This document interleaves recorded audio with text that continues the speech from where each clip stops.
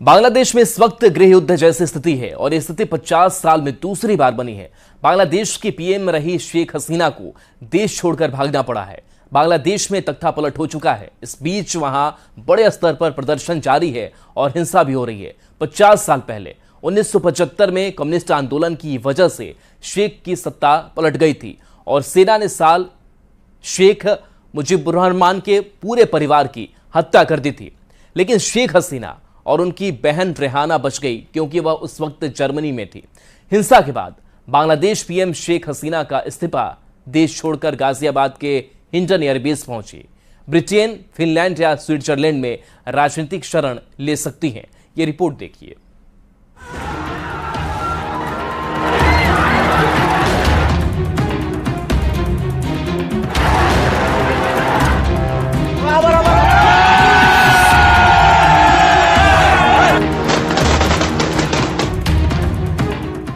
बांग्लादेश का आरक्षण आंदोलन इतिहास में दर्ज हो गया है क्योंकि इस आंदोलन ने बांग्लादेश की प्रधानमंत्री शेख हसीना को सत्ता से बेदखल कर दिया।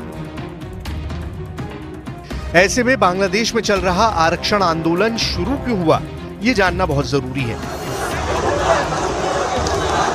बांग्लादेश में आरक्षण की कहानी 1971 से शुरू होती है। यह वो साल था जब मुक्ति संग्राम के बाद बांग्लादेश को पाकिस्तान से आजादी मिली। एक साल बाद 1972 में बांग्लादेश की सरकार ने स्वतंत्रता सेनानियों के वंशजों के लिए सरकारी नौकरियों में 30% आरक्षण की व्यवस्था की। 1972 से जारी आरक्षण व्यवस्था में अनारक्षित कोटा 44% रखा गया। स्वतंत्रता सेनानियों के परिवारों को 30% आरक्षण दिया गया। पिछड़े जिले से आने वाले लोगों को 10%, महिलाओं को 10%, धार्मिक अल्पसंख्यकों को 5% और दिव्यांगों को 1% कोटा दिया गया। 1972 से जारी इस आरक्षण व्यवस्था को 2018 में सरकार ने समाप्त कर दिया था। सरकार के इन दोनों फैसलों का बांग्लादेश की जनता ने दिल खोलकर स्वागत किया। लेकिन बांग्लादेश में भूचाल 2 महीने पहले आया जब जून में हाई कोर्ट ने सरकारी नौकरियों के लिए आरक्षण प्रणाली को फिर से बहाल कर दिया। यही नहीं, कोर्ट ने 2018 में आरक्षण की व्यवस्था को खत्म करने के सरकार के फैसले को भी गैर कानूनी बताया। इस अदालती फैसले के बाद देश में बड़े पैमाने पर विरोध प्रदर्शन शुरू हो गए। हालांकि बांग्लादेश की शेख हसीना सरकार ने उच्च न्यायालय के फैसले को सुप्रीम कोर्ट में चुनौती दी। सरकार की अपील के बाद सुप्रीम कोर्ट ने हाई कोर्ट के आदेश को निलंबित कर दिया। मामले ने तूल और तब पकड़ लिया जब प्रधानमंत्री हसीना ने अदालती कार्रवाई का हवाला देते हुए प्रदर्शनकारियों की मांगों को पूरा करने से इनकार कर दिया। सरकार के इस कदम के चलते छात्रों ने अपना विरोध तेज कर दिया। प्रधानमंत्री ने प्रदर्शनकारियों को रजाकार की संज्ञा दी। बांग्लादेश में रजाकार उन्हें कहा जाता है जिन पर 1971 में देश के साथ विश्वासघात करके पाकिस्तानी सेना का साथ देने का आरोप लगा था।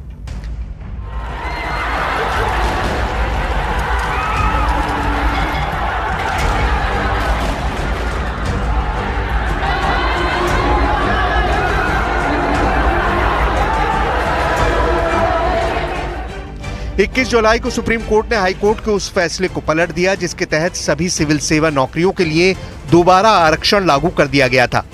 अपने फैसले से सुप्रीम कोर्ट ने आरक्षण की एक नई व्यवस्था दी जिसमें कहा गया कि स्वतंत्रता सेनानियों के वंशजों के लिए अब केवल 5% नौकरियां आरक्षित होंगी।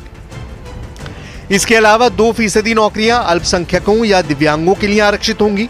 वहीं बाकी बचे पदों के लिए अदालत ने कहा कि ये योग्यता के आधार पर उम्मीदवारों के लिए खुले होंगे।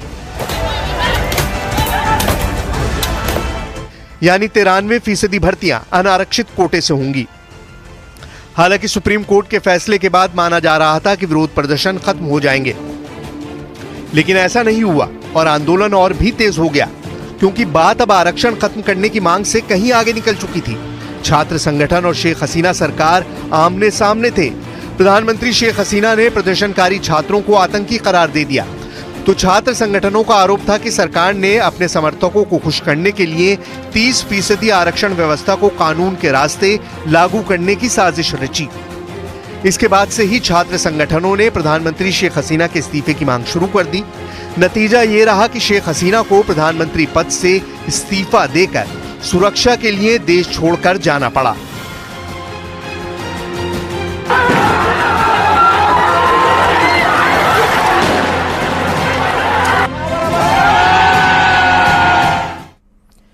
मोदी सरकार वक्फ बोर्ड अधिनियम में बड़ा बदलाव करने जा रही है। संसद के मौजूदा सत्र में ही इस विधेयक को संसद में लाने की तैयारी है। सूत्रों के मुताबिक 7 या 8 अगस्त को यह बिल राज्यसभा में पेश किया जा सकता है। वक्फ बोर्ड के पास देश भर में कितनी संपत्तियां हैं, सरकार नया वित्त क्यों लाने जा रही है, नए बिल की मांग क्यों की जा रही है, ये सब कुछ बताने से पहले आपको बताते हैं कि आखिर नए बिल से क्या कुछ बदलने वाला है।